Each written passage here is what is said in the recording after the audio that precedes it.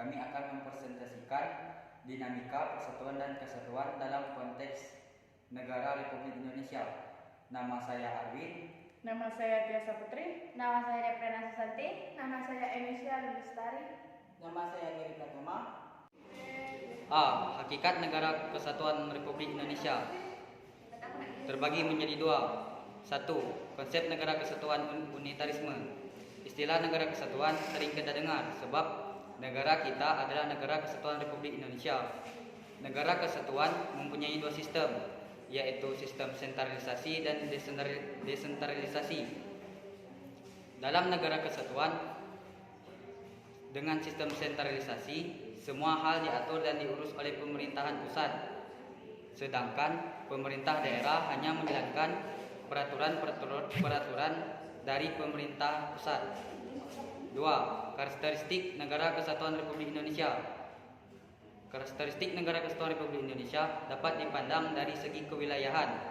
Pasal 25A Undang-Undang Dasar tahun 1945 menentukan bahwa Negara Kesatuan Republik Indonesia adalah sebuah negara kepulauan yang berciri Nusantara dengan wilayah dan batas-batas dan hak-haknya diatur oleh undang-undang.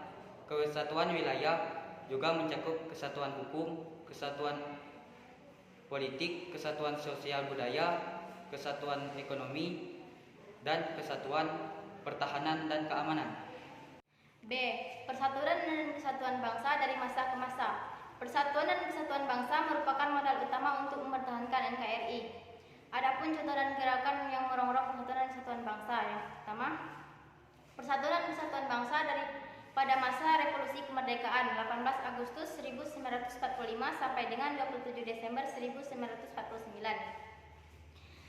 Dalam periode ini yang menjadi pegangan utama adalah Undang-Undang Dasar 1945. Namun dalam pelaksanaannya mendapat dijalankan secara murni. Adapun departemen, ada 12 departemen dan 8 provinsi baru yang dibentuk. Yang pertama, Jawa Barat, Jawa Timur, Jawa Tengah, Sumatera, Sulawesi, Maluku, Borneo, dan Sunda Kecil. Lembaga tinggi negara yang disebutkan dalam Undang-Undang Dasar 1945 seperti MPR, DPR, DPA, BPK, dan MA. Pasal 4 Aturan Peralihan Undang-Undang Dasar 1945 secara langsung memberikan kekuasaan teramat luas kepada Presiden. Kekuasaan eksekutif meliputi Presiden, kekuasaan legislatif meliputi MPR dan DPR, serta menjalankan tugas DPA. Dalam PPKI Undang-Undang Dasar 1945, pemerintah mencantumkan 2 ayat aturan, yaitu dalam 6 bulan sesudah berakhirnya peperangan Asia Timur Raya, Presiden mengatur dan menyelenggarakan segala hal yang ditetapkan dalam Undang-Undang Dasar. Yang kedua, dalam 6 bulan setelah Majelis Permusyawaratan Rakyat dibentuk, majelis itu bersidang dan ditetapkan dalam Undang-Undang Dasar 1945. Untuk melawan propaganda pada dunia internasional, pemerintah memberikan 3 maklumat. Yang pertama, maklumat Wakil Presiden nomor X pada tanggal 16 Oktober 1945 yang menghentikan kekuasaan. Kemudian, kekuasaan tersebut diberikan kepada MPR dan DPR yang sebelumnya dipegang oleh Presiden. Yang kedua, maklumat pemerintah 3 November 1945 yang isinya pembentukan partai politik sebanyak-banyaknya oleh rakyat. Yang ketiga, maklumat pemerintah 14 November 1945 yang intinya ingin mengubah sistem presidensial menjadi sistem parlementer. Sistem parlementer tidak berlangsung lama. Sistem tersebut berawal pada tanggal 14 November 1945 dan berakhir pada tanggal 27 Desember 1949. Dalam rangka waktu, kerap terjadi pergantian kabinet. Kabinet pertama dipimpin oleh Sultan Syahrir yang dilanjutkan dengan Syahrir II dan III. Kemudian, atas desakan dari beberapa partai politik, Presiden Soekarno kembali membentuk kabinet parlementer seperti Kabinet Amir Syarifuddin I, Kabinet Amir Syafruddin II, Kabinet Hatta I, Kabinet Darurat Mr. Syarifuddin Prawira Negara, Kabinet Hatta II. Periode ini berakhir dengan hasil kesepakatan meja bundar yang mengubah sistem negara menjadi serikat pada tanggal 27 Desember 1949. Ditandai dengan muncul gerakan separatis dengan tujuan yang ingin mengubah bentuk negara menjadi serikat pada tanggal 27 Desember 1945. Ditandai dengan muncul gerakan separatis dengan tujuan mendirikan negara baru. Yang pertama, pemberontakan Partai Komunis Indonesia Madiun 1948.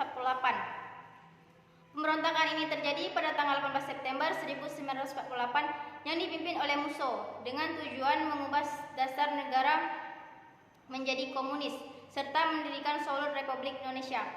Pada tanggal 30 September 1948, pemberontakan tersebut berhasil dituntas oleh TNI dengan dibantu rakyat di bawah kepemimpinan Kolonel Gatot Subroto dan Kolonel Sungkono dengan melakukan pengejaran dan pembersihan di daerah-daerah sehingga Amir Syarifuddin dan Musso berhasil ditembak mati.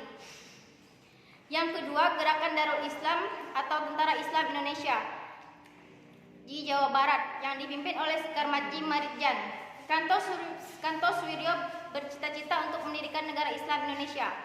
Kemudian, cita-cita tersebut terwujud melalui proklamasi di Desa Cisayong, Jawa Barat pada tanggal 7 Agustus 1949. Cita-cita tersebut terwujud melalui proklamasi di Desa Cisayong, Jawa Barat. Untuk mengatasi pemberontakan, Kanto Suwiryo berhasil ditangkap oleh TNI dengan dibantu rakyat pada tanggal 4 Juni 1962 dengan menggunakan operasi pagar betis di Gunung Geber sehingga dijatuhi hukuman mati. Persatuan dan Kesatuan Bangsa pada masa Republik Indonesia Serikat 27 Desember 1949 sampai dengan 17 Agustus 1950. Federalisme pernah diterapkan di Indonesia pada rentang 27 Desember 1949 sampai dengan 17 Agustus 1950. Pada masa ini yang dijadikan sebagai pegangan adalah Konstitusi Republik Indonesia Serikat tahun 1949. Sistem pemerintahan yang dianut pada periode ini adalah sistem parlementer kabinet semu. Negara RIS juga mempunyai Senat, DPR, MA, dan Dewan Pengawas Keuangan sebagai alat perlengkapan negara. Parlementer RIS juga terdiri dari dua badan, yaitu Senat dan DPR. Pada masa Republik Indonesia Serikat juga terdapat gerakan-gerakan separatis yang terjadi di beberapa wilayah Indonesia, di antaranya A. Gerakan Angkatan Perang Ratu Adil, APRA. Gerakan APRA dipimpin oleh Kapten Raymond Westerling. Tujuan dari gerakan APRA adalah untuk mempertahankan bentuk negara federal di Indonesia dan memiliki tentara tersendiri di negara bagian RIS. B. Pemberontakan Andi Aziz di Makassar. Pemberontakan ini terjadi di Makassar, diawali dengan adanya kekacauan di Sulawesi Selatan pada bulan April 1950. Kekacauan tersebut terjadi karena demonstrasi dari kelompok masyarakat anti-federal. Mereka mendesak negara Indonesia Timur segera menggabungkan diri dengan RI. Gerakan Republik Maluku Selatan, RMS. Gerakan RMS dipimpin oleh Mr. Dr. Christian Robert Stephen Saumoki. Penyebab utama munculnya gerakan RMS adalah masalah pemerataan jatah pembangunan daerah yang dirasakan sangat kecil, tidak sebanding dengan daerah Jawa. 3. Persatuan dan Kesatuan Bangsa pada masa demokrasi liberal 17 Agustus 1950 sampai dengan 5 Juli 1959. Praktik sistem pemerintahan parlementer yang diterapkan pada masa berlakunya Undang-Undang Dasar Sementara tahun 1950. Ini ternyata tidak membawa bangsa Indonesia ke arah kemerdekaan, keteraturan, dan kestabilan politik. Hal ini tercermin dari jatuh bangunnya kabinet dalam kurun waktu antara 1950 sampai 1959. Telah terjadi 7 kali pergantian kabinet. Kabinet Natsir 6 September 1950 sampai 27 April 1959. Kabinet Sukirman 27 April 1951 sampai 3 April 1952. Kabinet Wilopo 3 April 1952 sampai 30 Juli 1953. Kabinet Ali Sastro Mijojo 30 Juli 1953 sampai 12 Agustus 1955. Kabinet Burhanuddin Harahap 12 Agustus 1955 sampai 24 Maret 1956. Pada masa kabinet ini, Indonesia untuk pertama kalinya menyelenggarakan pemilihan umum yang diikuti oleh 24 partai. Pemilu dilaksanakan atas dasar Undang-Undang Nomor 7 Tahun 1953. Pemilu 1955 dilaksanakan selama 2 tahap, yaitu pada tanggal 29 September 1955 untuk memilih anggota parlemen dan tanggal 15 Desember untuk memilih anggota konstituante. 6. Kabinet Ali Sastro Midjojo 24 Maret 1956 sampai 9 April 1957. 7. Kabinet Di Juanda 9 April 1957 sampai 10 Juli 1959. Pada periode ini juga terjadi beberapa gerakan separatis di daerah diantaranya 1. Gerakan Darul Islam Tentara Islam Indonesia. 2. Pemberontakan PPRI Permesta, Pemerintahan Revolusi Republik Indonesia. Perjuangan Rakyat Semesta. Persatuan dan Kesatuan Bangsa pada masa Orde Lama 5 Juli 1959 sampai dengan 11 Maret 1966. Presiden berkedudukan sebagai kepala negara dan kepala pemerintahan. Kabinet yang dibentuk pada tanggal 9 Juli 1959 dinamakan Kabinet Kerja yang terdiri atas Kabinet Inti yang terdiri atas seorang Perdana Menteri yang dijabati oleh Presiden dan 10 orang Menteri. 2. Menteri-Menteri ex officio, yaitu pejabat-pejabat negara yang karena jabatannya diangkat menjadi menteri. Pejabat tersebut adalah Kepala Staf Angkatan Darat, Laut, Udara, Kepolisian Negara, Jaksa Agung, Ketua Dewan Perancang Nasional dan Wakil Ketua Dewan Pertimbangan Agung. 3. Menteri-Menteri muda sebanyak 60 orang. Yang kelima, Persatuan dan Kesatuan pada masa pemerintahan Orde Baru. Periode 11 Maret 1966 sampai dengan 21 Maret 1998. Kepemimpinan Presiden Soekarno dengan demokrasi terpimpinnya jatuh pada tahun 1966. Jatuhnya Soekarno menandai berakhirnya masa pemerintahan Orde Lama dan digantikan dengan kekuatan baru atau yang biasa disebut dengan Orde Baru yang dipimpin oleh Soeharto.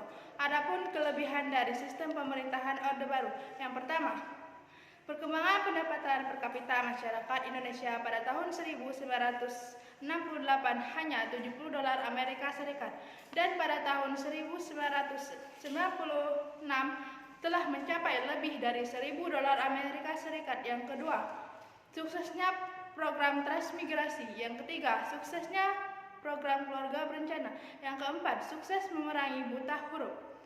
Beberapa penyimpangan konstitusional pada masa pemerintahan Orde Baru sekaligus menjadi kelemahan adalah sebagai berikut.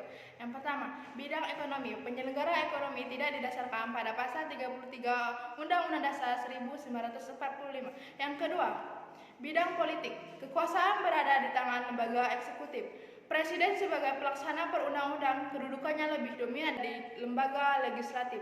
Yang ketiga, bidang hukum. Perundang-undangan yang mempunyai fungsi untuk membatasi kekuasaan presiden kurang memadai sehingga kesempatan ini memberi peluang terjadinya praktik KKN dalam pemerintahan. Pada tanggal 21 Mei 1998, Presiden Soeharto menyatakan mengundurkan diri pada jabatan sebagai gantinya B.J. Habibie yang ketika itu menjabat sebagai wakil presiden yang ketiga. Yang keenam, Persatuan dan Kesatuan pada masa reformasi.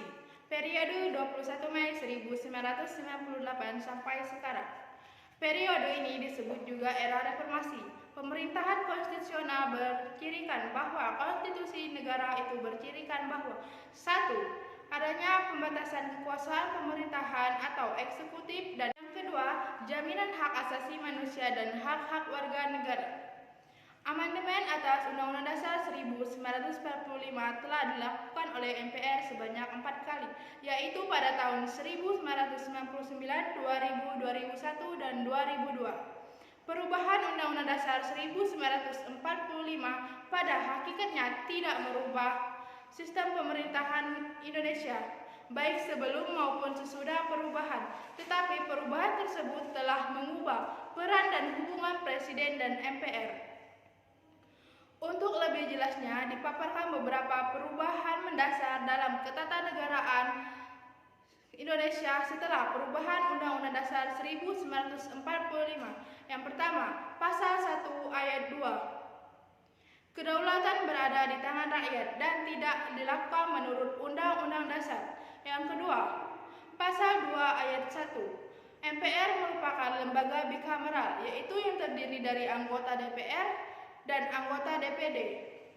Yang ketiga, Pasal 6A ayat 1, Presiden dan Wakil Presiden dipilih langsung oleh rakyat. Yang keempat, Pasal 7, Presiden memegang jabatan selama 5 tahun dan dapat dipilih kembali dalam jabatan yang sama untuk 1 kali masa jabatan. Yang kelima, Pasal 28A dan 20 sampai 28J, pencantuman hak asasi manusia. Yang keenam, penghapusan DPA sebagai lembaga tinggi negara. Yang ketujuh, Presiden tidak lagi mendataris MPR. Yang kedelapan, MPR tidak lagi menyusun GBHN. Yang kesembilan, Pasal 24B sampai 24C, pembentukan Mahkamah Konstitusi MK dan Komisi Yudisial KY. Dan yang kesepuluh, Pasal 31 ayat 4, anggaran pendidikan minimal 20%. Yang ke-11, Pasal 37 ayat 5, negara kesatuan tidak boleh diubah. Dan yang terakhir, penjelasan Undang-Undang Dasar 1945 dihapus. Sekian presentasi dari kami. Kami akhiri. Wabillahi taufiq wal hidayah. Wassalamualaikum warahmatullahi wabarakatuh.